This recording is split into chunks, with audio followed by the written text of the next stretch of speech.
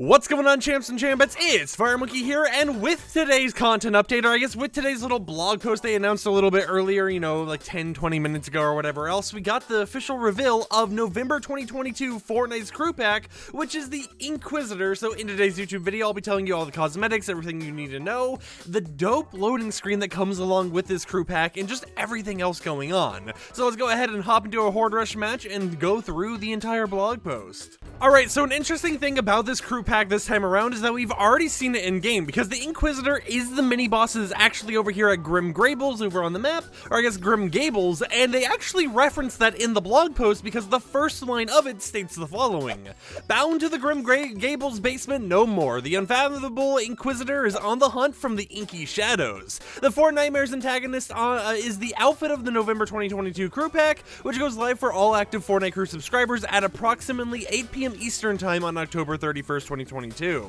So in that line, they kind of reference that, this is a character that's already in game right now that we're already witnessing. It's the whole entire, mini boss over at Grim Gables that kind of, haunts that house or whatever, except this time around, they're no longer haunting the house, and instead they're going to be haunting your locker with their mystical presence. Now, this isn't, of course, just going to be the skin, because according to the actual blog post, we're going to be getting a back bling, a pickaxe, and a loading screen as well. The back bling is called the Inquisitive Stare back bling, which has the description of "It can see you." The pickaxe is called the Sunken Striker's pickaxe with a description of "Recovered treasure beyond the deep dark."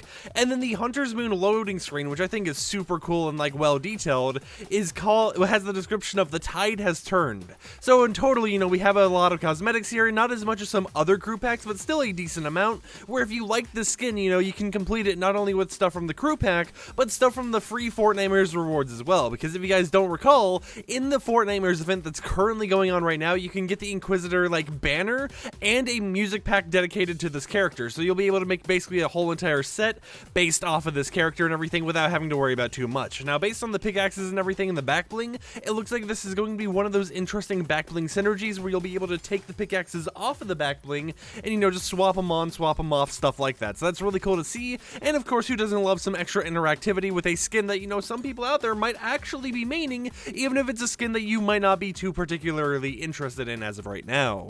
Now, the loading screen was created by Marius Vero, and this is honestly one of those really cool loading screens, right? I don't know why. When I first saw this, it was like, whoa, it just has a lot of detail going on. It has a lot of just visual eye candy, I would say, to where I just kind of enjoyed looking at it, right? I thought it was a really cool little loading screen to go along with the crew pack, and I'll definitely be rocking at least that, even if I'm not going to be using the skin as much whenever, the crew pack officially releases, because I do like the crew pack skins. I like the, amount of stuff you get for the price or whatnot, but of course, I would love to see what you guys think about the crew pack. What do you think about the individual items such as the loading screen? Do you think the back bling is going to work like how I said it's going to work, or do you think it might work a little bit differently, and everything else? Because here on the FireMonkey YouTube channel, I don't know why this sounds like a little ad or whatever, but you know what? Here on the FireMonkey YouTube channel, we're all about the community. We just kind of having little discussions all the time in different videos. I feel it lets you guys get a little bit of talkie time out. Why am I saying it like that? I'm sorry that I'm acting like you guys are preschoolers or something here. My apologies.